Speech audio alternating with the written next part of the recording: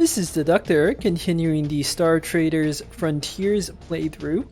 In the last video, I reorganized my ship's crew, assigned talents to everyone, and now we are finally ready to begin playing the game and doing missions. I find in the very early game, doing missions is by far the best way to make money and to gain reputation.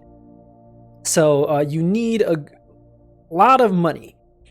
This credits is basically the main currency in the game. You need it to pay your crew, to buy fuel for your ship, and so forth. And you also need it to hire better crew to upgrade your ship so that you're capable of more combat and jobs, and so forth. And there are a wide variety of ways of making money, but again, early game, and in this video, I'll just be doing missions. And our first mission, you always start with the same one off the bat, is to pick up this arbiter person and then deliver her to another planet. So pretty standard type of RPG like delivery quests, basically. You start out with easy missions. They get way more complicated later on in the game, but it's good that the game gives you a whole bunch of easy missions early on. One thing to know is we are flying to this orbital station, and when you travel between planets, you can buy and sell goods. So for instance, I'm landed at this industrial planet. I can go ahead and buy something and here and sell it at the orbital station potentially. But I already looked through all of these trade goods. When you select something, it'll tell you where it's in demand. And all the stuff I can buy are not in demand on that orbital station. So there's really no point in me buying anything. One other thing to note is that in the early game, I actually will not trade between my factions planet, between other Steelsong planets. And that's because you always start, if you click on this faction politics button here, this describes what's going on between the various factions. Factions will get into conflicts, they'll get into alliances, they'll get into wars, and all sorts of things. Right now, I have a conflict with this other faction called Clan Jovat. We have a trade ban going on. When you hover over it, it'll describe all the consequences of this factional politicking. What's really cool about this game is behind the scenes, everything is simulated at a very complicated level that I do not even begin to have a good understanding of it. You as a player can't see it, but this trade ban, it'll last for a while, maybe a year or two, and when it's over, one of the factions will win. The faction that wins will get benefits, and the faction that loses will suffer negative consequences, and this will be in the form of rumors, of events, of all sorts of things that you don't even see right away, but as you play the game, you'll start to notice these things. So, and you as a player can influence who wins or loses a particular one of these conflicts, but those details I'll get into later, how to actually like influence these conflicts. For now, I'm not going to be bothering with them. The main thing I want to point out is if there is a trade ban, the third item here says reputation loss for trading in exchange of the opposing faction. That's bad. You really do not want to lose reputation unnecessarily. You have a reputation with every faction. You can see here with my starting faction, I have 10 rep and 0 with all the other ones. If your reputation goes negative, what that means is the faction hates you. If it's a small negative, like -5, it's not a big deal. Even something like -15, it's not great, but you know, you can manage that. As the reputation gets worse and worse, they will basically treat you like a criminal. You can't even do stuff at their planets. Like, you can't even refuel. You could just like lose from that. Also, if they hate you enough, they will send elite bounty hunters after you. I've never had that happen because I try to manage my reputation very carefully, but I read about it. Also, the first couple times I played the game, I lost by reputation. Lost, basically, like most of the other factions ended up hating me. I couldn't do much anymore on the world map, and Plus, as you fly across space, you run into all these random bounty hunters and military officers. If half the galaxy hates you, all of them are going to be hostile to you and attack you. You're just going to die. So I'll get into the details of managing reputation more in a future video. But for now, just know, don't piss people off unnecessarily.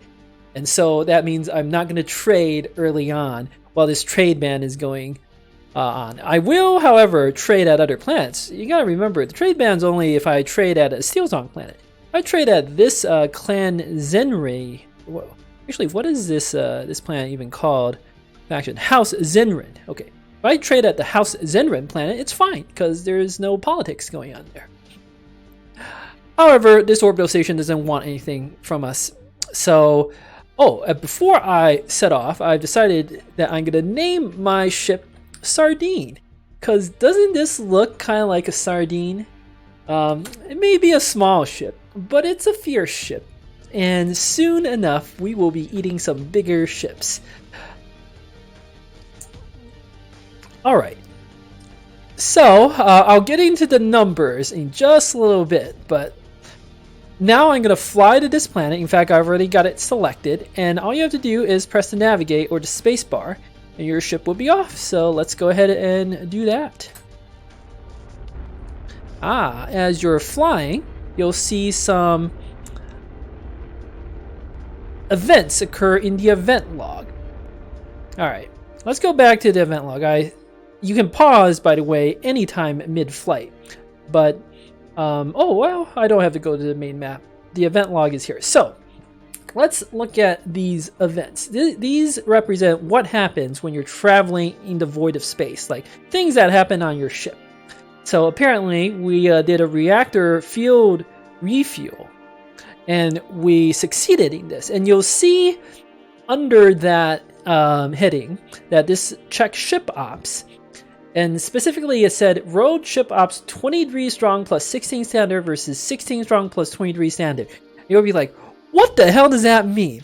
What is that even talking about? Where are these numbers coming from? It took me a very long time before I understood this.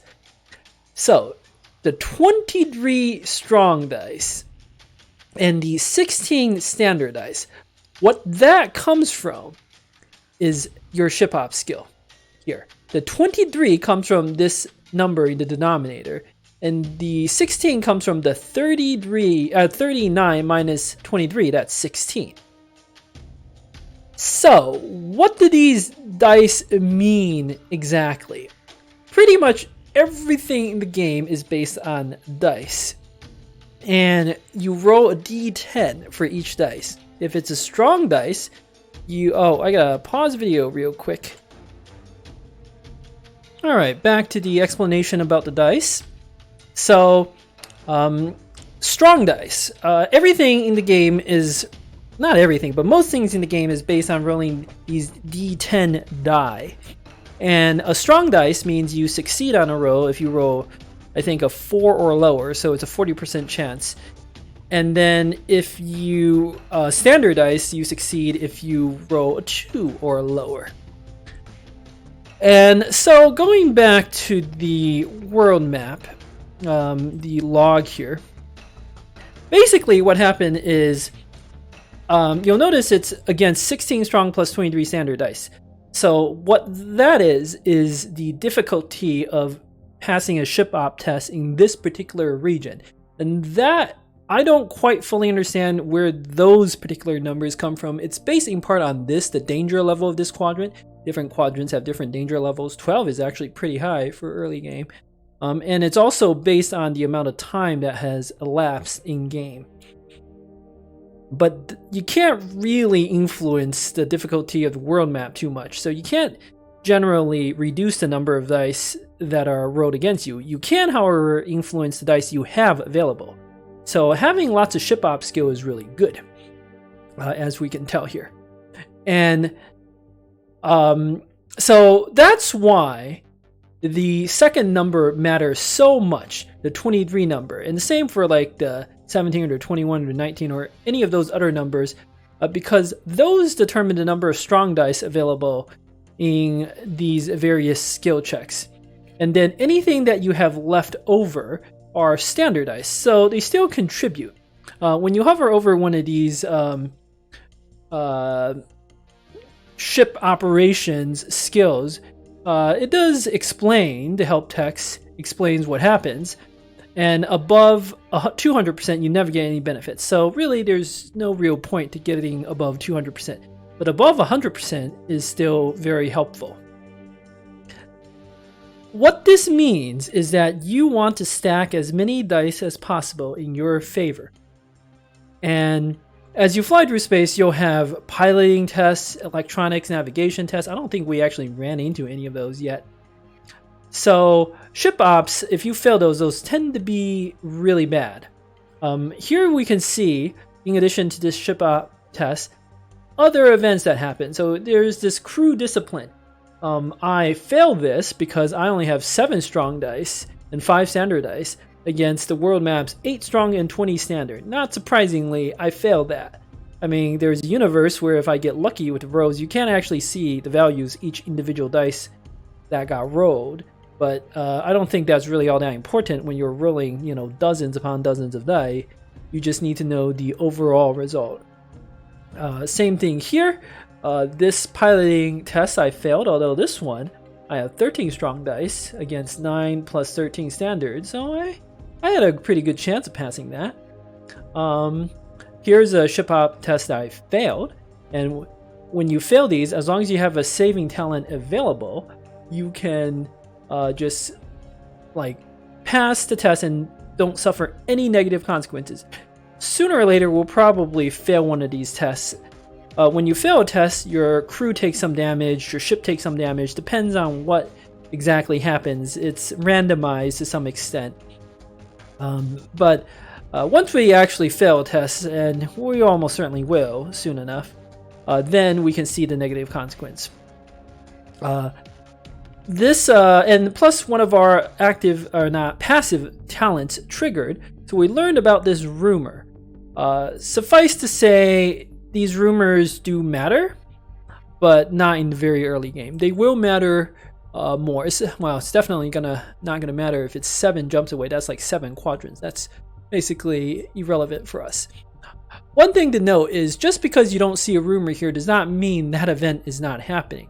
Rumors are just telling you stuff that is ongoing in the galaxy that would be ongoing even if you didn't discover the rumor. So sometimes you might discover a negative rumor and be like, oh, why did I pick up a talent that told me a negative rumor? Like something bad, I just caused something bad to happen. No, you didn't cause anything bad to happen. That bad thing was already happening.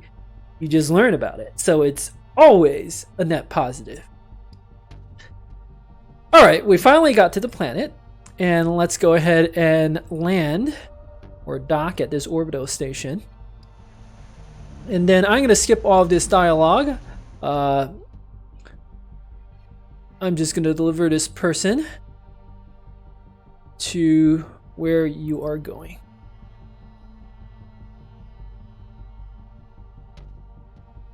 It's a free 10K. So good money for free.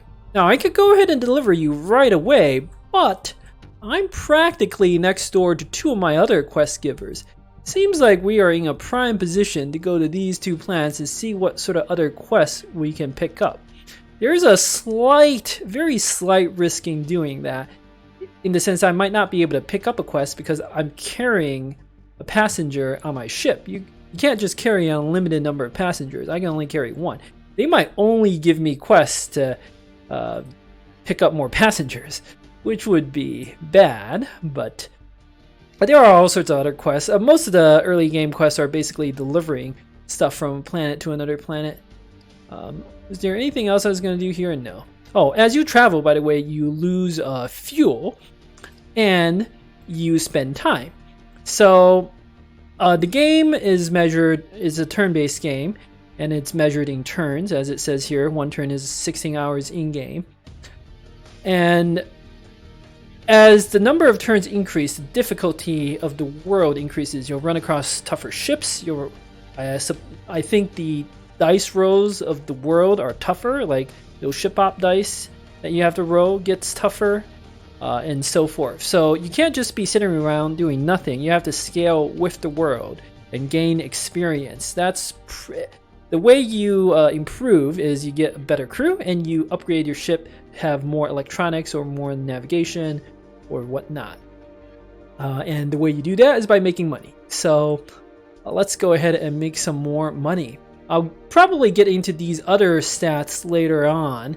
These other stats like the armor, shield, speed, agility, these only matter mostly for ship combat. That's not true. I think speed matters for the world map. High speed allows you to travel faster. So 29 is one of the highest speeds of any ship. So this ship is really good for dashing between planets very quickly. So let's go ahead and get to another planet here. Let's go to this Steel Song Prime world because we have a quest giver there. I don't think there's anything else we can do right now. Ooh, look at that. We are using our saving talents to pass all sorts of tests that we would have otherwise failed. So we haven't actually even suffered a negative consequence yet, but I'm running out of saving talents, so I'm pretty sure I'm going to fail one soon enough. Let's land here. Let's see what sort of missions we get. Now, these contacts, they can give you missions based on their traits. I don't know any of the traits of this person, so let's just see. Early game, it's always the same missions. They're all very easy. This is what I meant. Sometimes they want you to deliver someone, and I literally can't do that because I don't have any space on my cargo ship. I'm gonna do this. 22 units of Cambronite ore. I mean, that seems easy enough. Where can I buy ore again? Oh, this planet, the mining planet. I think you can press A to bring up a list of planets. There are all sorts of ways you can filter.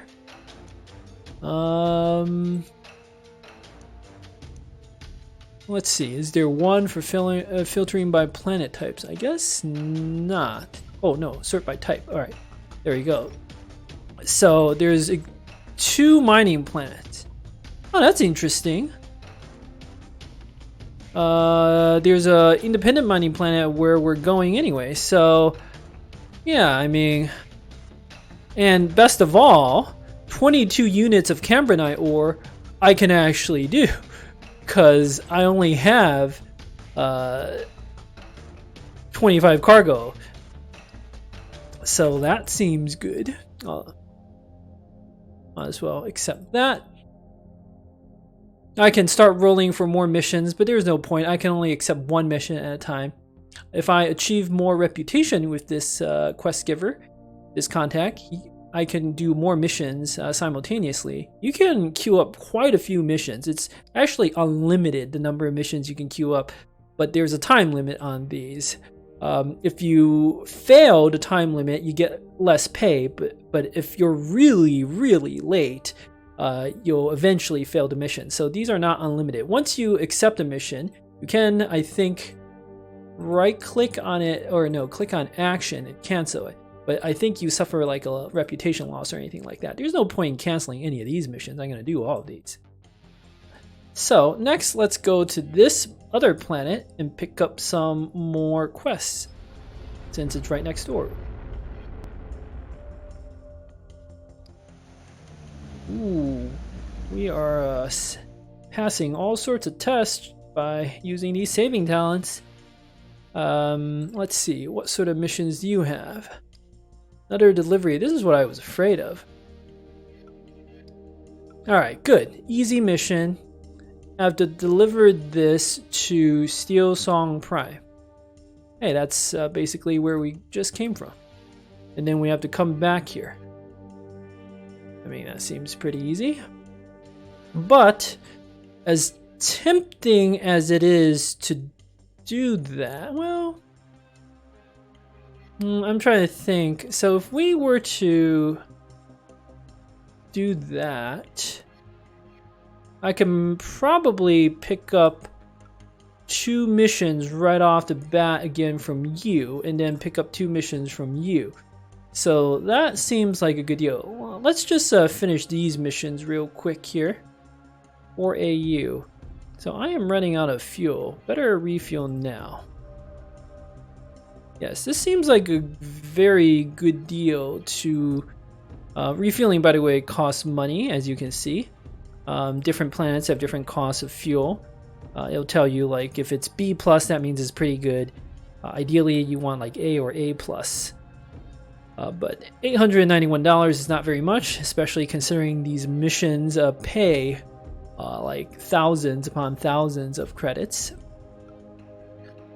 So this one is very easy. Why don't we just go ahead and finish this now? Oh, we actually passed the doctor test somehow. Alright. So once you deliver your package, you can decide how you want to complete it. So for the very first mission, I do tend to like to take a little extra time so I can get a reputation boost. As the text describes, if you do this option, schedule stately meeting, while it may take extra time to clear the paperwork here on a Steel Song World, a palace visit would be a reputation booster. So it takes more time, but you get more rep. And in the very early game, I think it's worth doing 1 or 2 of these so you can get up to 20 effective rep as fast as possible. So we're going to do that. So we get +5 with Steel Song, and we get personal rep plus influence as well. Influence is like how many services that person can offer us and how effective those services are. So higher influence is good. So reputation, for you have your overall faction reputation, and then you have reputation per contact. So, in fact, we are up to 20 effective rep with this politician here, just from that first part of the delivery. It's based on personal rep plus, I think, like, is it like 25% or maybe 1/3? I think it's 1/3 of the overall faction rep. Depending on your... some of these contacts have abilities, or traits rather, that make it so that they're more or less likely to be affected by the overall rep. They are like modifiers, basically. So, this is a really good result. Let's go back. I mean, you just want something delivered next door. This is like the easiest type of delivery mission. Fantastic. Now, oh wow, I only have 1 option to give it back, so that's not difficult. All the delivering stuff, as you can tell, takes time. In fact, it took 42 turns. It barely took us any time to fly between the planets, but it took a lot of time just like delivering that stuff, apparently, once I actually landed on a planet. Now I can do more. What do you got? Ugh, I was afraid of this. Like, I can't actually deliver people. Alright, this is good. You just want me to deliver another crate to a planet called Sedai. Beautiful. And you want me to deliver a crate to planet in another quadrant for a lot of money. Yes, that seems good as well. Alright, let's see what else you can give me. They're all like deliver people, which I can't do because I already have a passenger. Alright, that was a pretty good result. Now, let's, I think I needed to deliver a crate to this planet, but I might actually be able to chain some quests together. So let's go back to my, let's go to this planet, Criticorum, because that's where I need to deliver the Arbiter person. And I don't need to refuel every single time. Refueling takes a small amount of time as well. So I like to save time if possible. It's 30 AUs to get here. I have 42 AUs worth of fuel. I should be fine. We even have some fuel in reserve. So let's go ahead and head out. I don't think I need to do anything else, right? Sometimes paranoid. Good thing I landed on a planet. I forgot. So every, I think, month or so, or every 4 weeks, you have to pay your crew. You don't have to pay them exactly every 4 weeks. Sometimes you're out exploring planets, and you could be months before you land on a planet to pay them. I think what happens is their morale starts to take a hit the longer you don't pay them. but you can often go for months without paying them. For now, though, I definitely do want to pay them because this is how your crew levels up. So as I pay, we can see that level 7 crew. So as you fly around the map, you'll gain and lose experience points. Or not lose, but you'll gain experience point. And it's kind of complicated, the formula, but just in general, you'll gain experience, especially for doing missions. In fact, I think if I still have it in the event log, yeah, we completed this step of the mission, 10 crew gain experience. So not everyone necessarily gains experience. Some of your crew members will gain experience. Also, if you pass one of these tests without using a saving card, that particular crew member also gains experience. So basically, as you do stuff, fly around, take on missions, complete missions, and then do combat, you'll gain experience. That's pretty standard for RPG. And as you gain experience, my captain can level up in his job. So I'm going to do more bounty huntering. Every few levels you get extra talent to spend, but I actually can't do anything. I don't have any more talents until I level up further. So let's fly to our next planet here.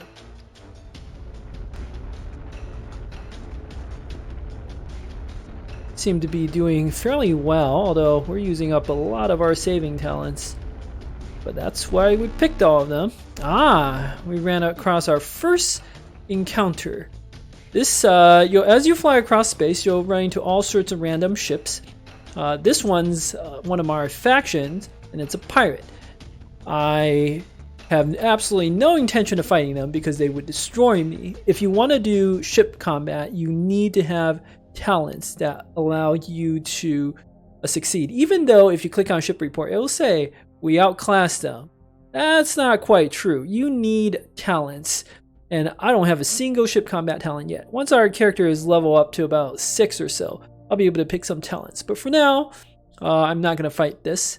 So I'm just going to go ahead and retreat, meaning ignore the encounter. You're not always going to be able to retreat. Sometimes you are forced to fight. The other ship wants to fight you. But early game, you should be able to avoid most of the fights that you don't want to do. Oh, look at that. There's some trade wars and trade bans going on. All sorts of other stuff happening in this galaxy here.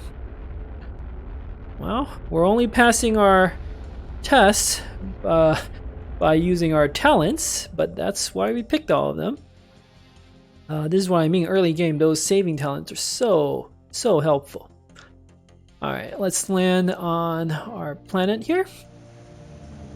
So we get to deliver the Arbiter. There are some more people that we can talk to, but I'm just going to skip all of this dialogue. I'm only 18 rep with you, so I can only pick up one mission. That is unfortunate. I also need a refuel. There's no choice. Let's see, what sort of missions? Steel Song Prime. Hey, I was kind of going back there anyway. I might do... Oh, this is a lot of money, but I don't need to do this just yet. As you queue up quests, they will expire. It doesn't take 1 year and 49 weeks. I think it's something like... I don't know the exact time, but anecdotally, it feels like about 20 weeks or so, or half a year approximately, is when a mission will expire. You can't accept it. Once you accept it, you have until the deadline, and technically beyond that to complete it. Let's see, but I can only do one mission. So I can't pick up anything else from you, unfortunately. What else was I going to do? I was going to go back. It's good to be able to chain missions together. So if I look back on the world map here, right, I need to go to that planet, Steel Song Prime. And to do a number of different, in fact, let's sort by distance, to complete a number of different missions. There are also these story missions I can do, but I'm not going to do them. You don't have to do them. Every single mission in this game is completely optional. You can ignore the story completely. The story will just sort of happen behind the scenes without your involvement. That's true for everything in this game. There's a lot of simulation going on. But I will probably do these, but I have plenty of time. I have 51 weeks before I have to even pick up the quest. I have plenty more time beyond that to actually finish them. So I want to go back to this planet, right? Steelzong Prime, deliver some stuff. And this fixer wants some Cambronite ore, which we have to pick up from a mining planet. Plus we have to deliver something to Sedai, which fortunately is also a mining planet. But I am a little worried that Cambronite ore might be somewhat rare. So there is actually an opportunity here, a very interesting opportunity. Let's land again on this planet, see what we can buy. Ah, now this is interesting. I want to see if there's an opportunity to make a little bit of extra money here.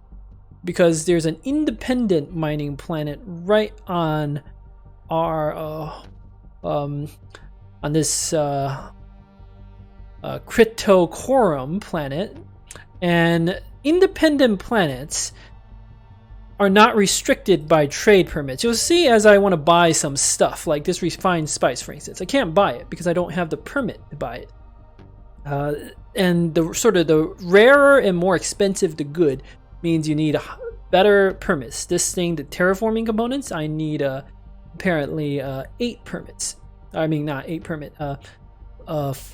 Full traders, rank 3 permit. There's also something called legality. So various different goods have different sort of legal statuses. Some stuff like this ore is basically legal everywhere, a legality of 10. The lower the good, the sort of more and more shady or illegal that it is. Every planet will have a trade law. This particular planet has a trade law of 3. That's really low. That means I can buy and sell a wide variety of goods. Like I can buy and sell weapons and drugs and that sort of stuff.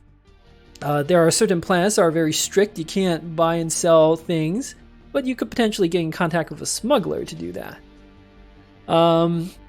Anyway, independent planets tend to have very low trade law, and best of all, in this, they are not influenced by any sort of politics. You can buy and sell there regardless of these trade bans.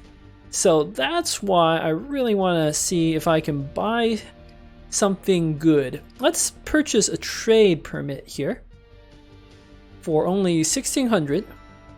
It does cost us some reputation to buy that permit. I could even buy a slightly better permit, but I don't want to do that because I don't want to tank the reputation too much. I want to get you up to 20 effective rep as fast as possible so I can like queue up multiple missions at a time.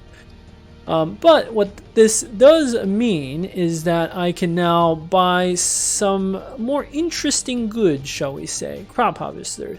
That's in demand on farming zones. We don't want that. But refined spice is in demand on mining planets. That seems like a good opportunity. Let's purchase 20 units of this. That's the entire supply here.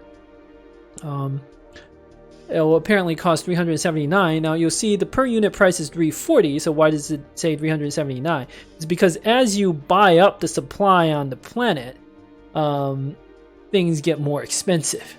So, you know, individually, if you buy like up the entire supply on the planet, stands to reason that it'll cost more. But we'll make our money back. And I still have 5 space. I can buy a little something else. I'm just gonna buy the most expensive thing. This basic medicine seems good to me. Now, let's go ahead and... Oh, I have to go to the orbit here. Was there anything else I wanted to do? Upgrade? Nothing. No. I'm gonna land on this mining planet now. Ah, look at that. As I tried to land on the planet, I failed a dice roll. This one's very unlucky. There's only 4 strong dice and 8 standard dice, and somehow I failed that. And my ship suffered a little bit of damage and cost a lot more fuel to land. Fortunately, my engineer actually basically repaired almost all the damage. I can't even see what was damaged thanks to my engineer. But that's the consequence of failing. This one was very, very minor. Even if I didn't repair that, 10 component damage is nothing. But you can't fail a lot of these tests. Imagine if all of these tests I failed. My ship would be in shambles at this point. Every little bit adds up. In any event, we land on this planet. Great thing about independent planets is you don't need a permit. So I can sell this. I make 25k profit. It's not all that much, but it's something. And then another apparently 95 profit. That's barely even worth anything. But we made about 25k from doing that. I do think trading takes a little bit of time on the world map as well. I'll verify that next time. But the main reason, like, I wanted to come to this planet anyway. I was gonna buy. Was it Cambronite? No, it was Cambronite ore, right? That they wanted. No, not this one. Cambronite ore. Okay, good. Gotta make sure I actually buy the right thing. This planet, unfortunately, only has 14. I need 22 units. Good thing I landed here. I'll buy up all your supply, and then I'll go to the next mining planet, and then pick up some more ore. But yeah, that is, I think this is a good place to pause the video. So we did our first few missions. We're flying around the galaxy, actually starting to do stuff. Made some money. We made about 20k so far. We have plenty more missions queued up that will allow us to make lots more money. But yeah, thank you for watching. Until next time.